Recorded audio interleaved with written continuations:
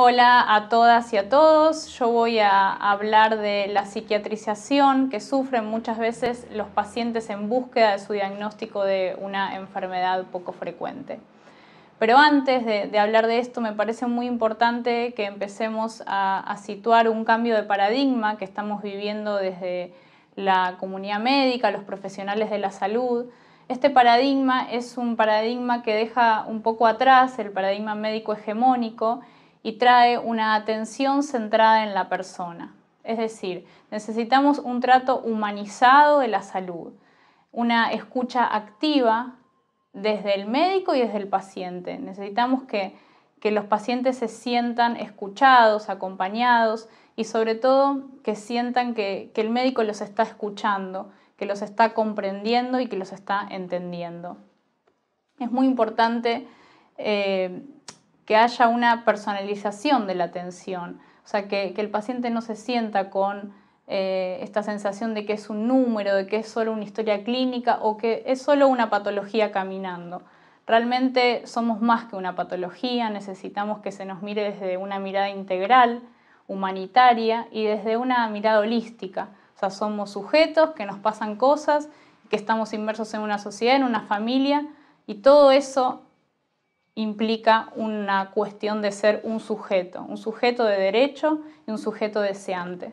Entonces es muy importante también que la comunicación que va a tener el médico con el paciente sea afectiva y efectiva. Es decir, que el médico se asegure de que el paciente está comprendiendo lo que él les está explicando. Vivimos mucho tiempo en una cuestión donde el médico hablaba con tecnicismos y los pacientes se iban de la consulta sin entender qué les pasaba, qué tenían o cuál era el pronóstico de sus patologías. Es que la familia, dentro de los pacientes con enfermedades poco frecuentes, cumple un rol fundamental. La familia es muy importante que entienda qué le pasa al paciente, cuál va a ser el pronóstico de su enfermedad, cómo es que hay que acompañarlo, porque si el paciente va solo a las consultas médicas y desde los médicos no se los integra a la familia, es realmente en vano esas consultas muchas veces. Es importantísimo que se los incluya que incluyan a la familia en todas las consultas médicas.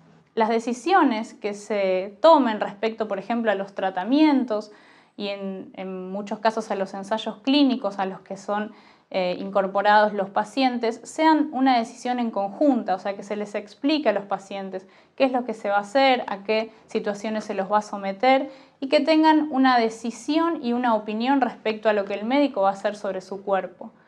Realmente en el paradigma médico hegemónico muchas veces había una situación paternalista en donde las decisiones respecto al cuerpo del paciente las tomaba el médico. Bueno, queremos que hoy en día no sea así, que la atención justamente sea centrada en la persona y que esa persona pueda tomar decisiones respecto a su cuerpo. Y también es importante pensar que no es solo una cuestión física lo que sufren las personas, sino también es una cuestión emocional y de salud mental. Somos sujetos que estamos compuestos por la salud, por lo físico y por lo mental. Entonces es muy importante tener en cuenta eso. Y algo que habla también este paradigma centrado en la atención centrada en la persona es el trabajo en equipo. Realmente necesitamos trabajar en equipo. Y este trabajo en equipo incluye a las organizaciones de pacientes.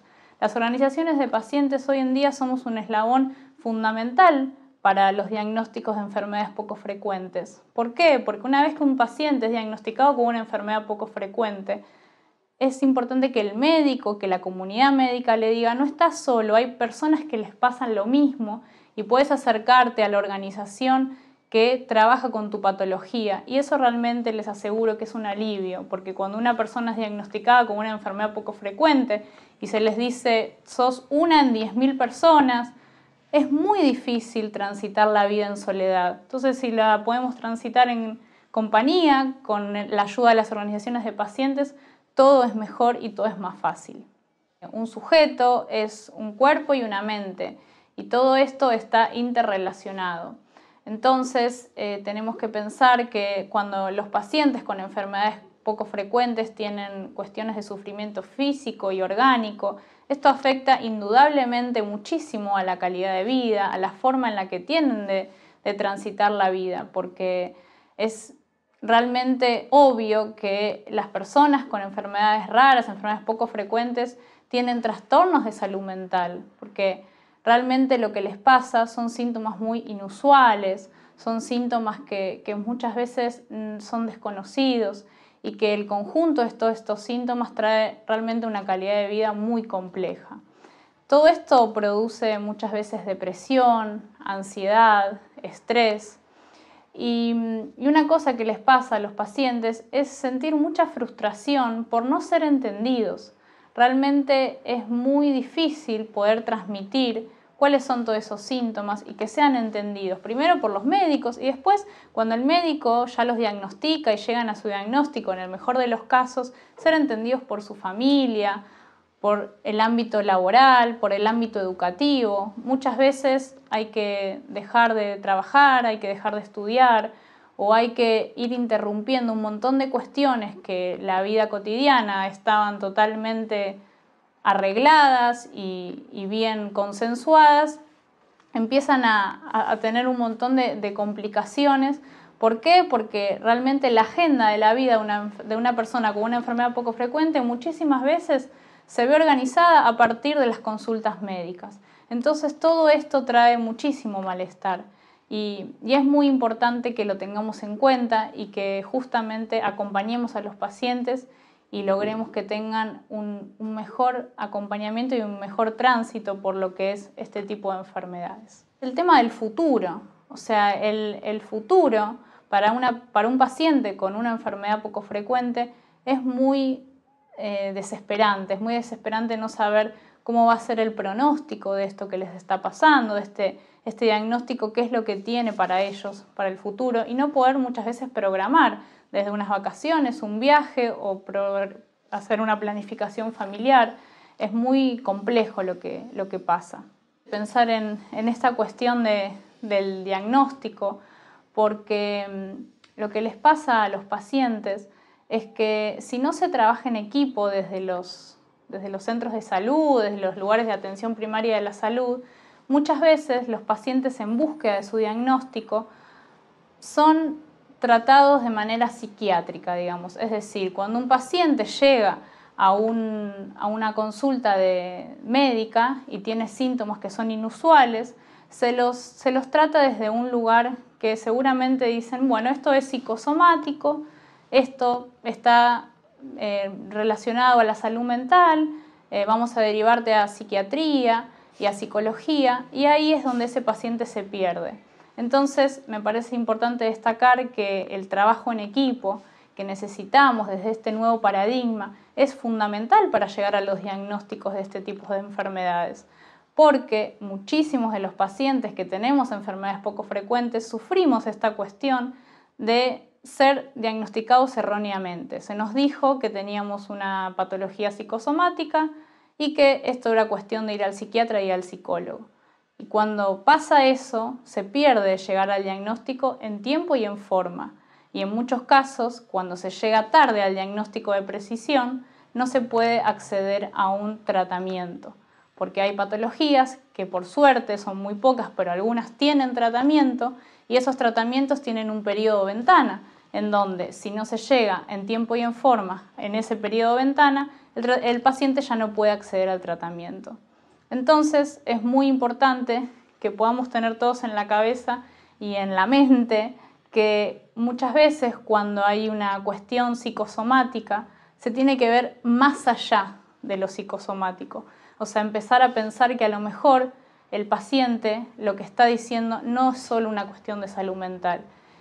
Y ni hablar de cuando se piensa que el paciente está mintiendo, que es algo que es una fantasía de él, porque también muchos pasamos por esta cuestión de que se nos dijo que mentíamos, que inventábamos, que era una cuestión emocional, porque a lo mejor tuvieron alguna cuestión en su familia o en la escuela o a nivel personal, y entonces todo esto se ve afectado y bueno, hay una cuestión de salud mental. Es muy importante creerle al paciente, creer que la realidad que está manifestando no es una realidad ficticia, que realmente a veces hay malentendidos y hay mala comunicación entre los médicos y los pacientes y por eso se llega a este diagnóstico de patologías psicosomáticas cuando en realidad es una cuestión orgánica. Muchas de las enfermedades raras tienen síntomas psiquiátricos, pero no quiere decir que ese síntoma psiquiátrico sea una cuestión únicamente de salud mental. Muchas de estas patologías tienen asociados síntomas psiquiátricos y es importante ver al paciente un poco más allá, justamente de esta manera holística. Porque si viene un paciente con un síntoma psiquiátrico y nosotros lo pensamos también que a lo mejor puede ser una enfermedad rara, una enfermedad poco frecuente, podemos llegar a su diagnóstico, más allá de tratar sus cuestiones psiquiátricas. Creo que todo esto que estamos diciendo me parece que tiene una solución y es justamente lo que van a hablar a continuación mis compañeros. Si empezamos a pensar que necesitamos cambios desde las cuestiones universitarias, es muy importante empezar a pensar que todos necesitamos sospechar de este tipo de diagnósticos. Siempre decimos desde nuestro mundo de las organizaciones de pacientes que no se sospecha lo que no se conoce. Entonces, si empezamos a todos, desde la comunidad médica, los investigadores, el Estado, empezamos a hablar y a visibilizar estas patologías, cuando venga un paciente con un síntoma un poco inusual, vamos a saber que no solo hay que derivarlo a salud mental, sino también hay que trabajar en equipo para ver si no le pasa algo más.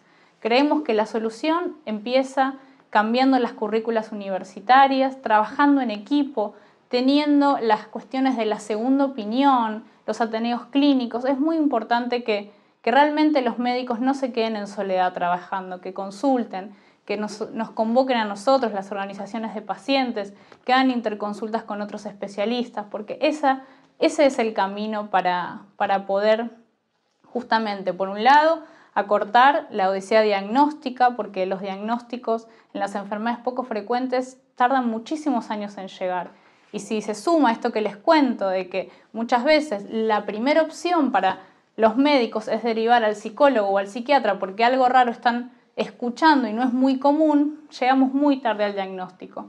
Tenemos casos de personas con una enfermedad, por ejemplo, amiloidosis hereditaria, que se le decía que tenía anorexia nerviosa. ¿Por qué? Porque estaba con vómitos y diarrea constantemente. Y esto no era anorexia nerviosa, era una cuestión totalmente orgánica. Y obviamente esa persona con todas esas complicaciones orgánicas tenía afecciones de salud mental, tenía frustración, depresión, se sentía que nadie la entendía, pero no tenía nada que ver únicamente con salud mental. Entonces es importante que empecemos a trabajar en equipo.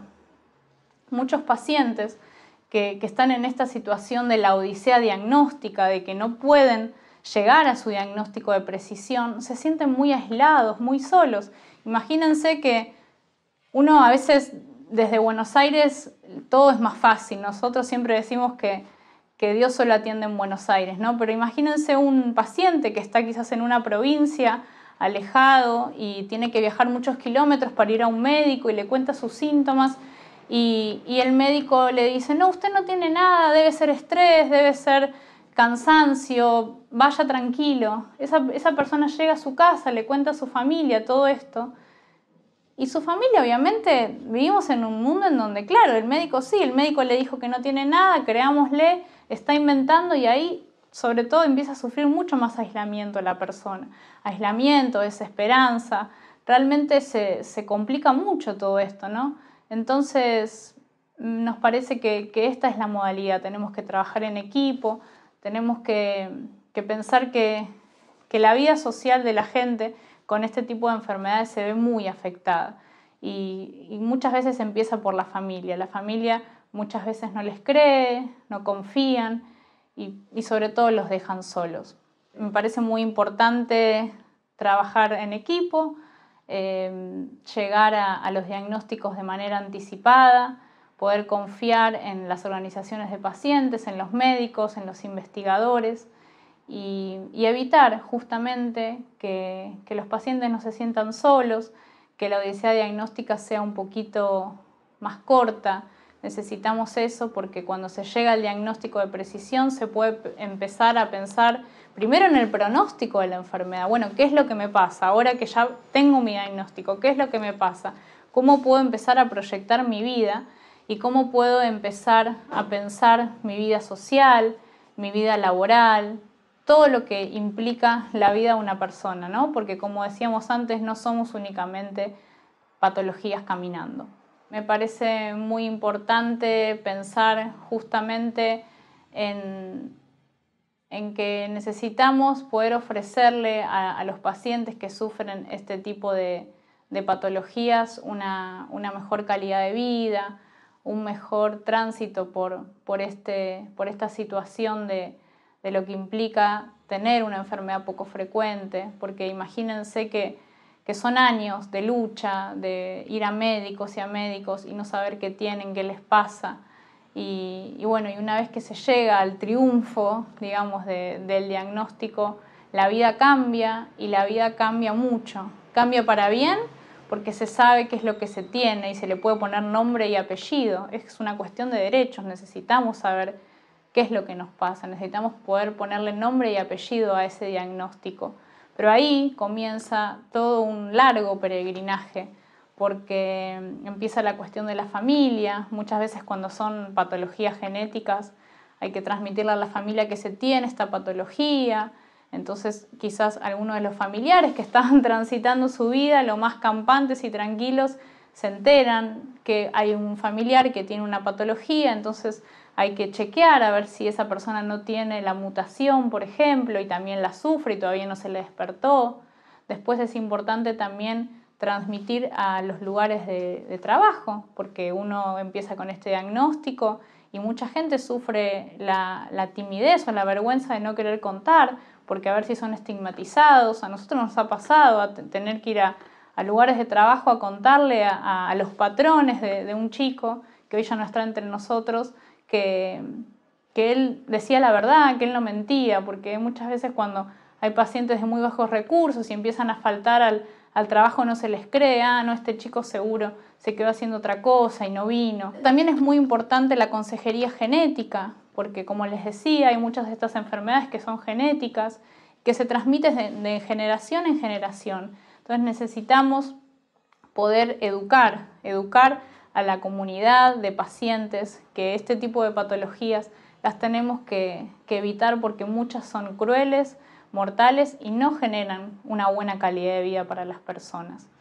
Entonces, todo eso me parece muy importante, que lo tengamos en cuenta, que lo trabajemos, que los médicos cuenten con nosotros, con las organizaciones de pacientes y bueno, obviamente estamos a disposición para seguir trabajando y pensemos que somos seres y sujetos deseantes, sujetos de derecho y necesitamos que nos respeten, necesitamos llegar a los diagnósticos moleculares, al diagnóstico de precisión y ojalá la ciencia, los investigadores y los médicos quieran seguir investigando nuestras patologías porque realmente queremos llegar a un tratamiento y ojalá a la cura de muchas de estas enfermedades. Gracias.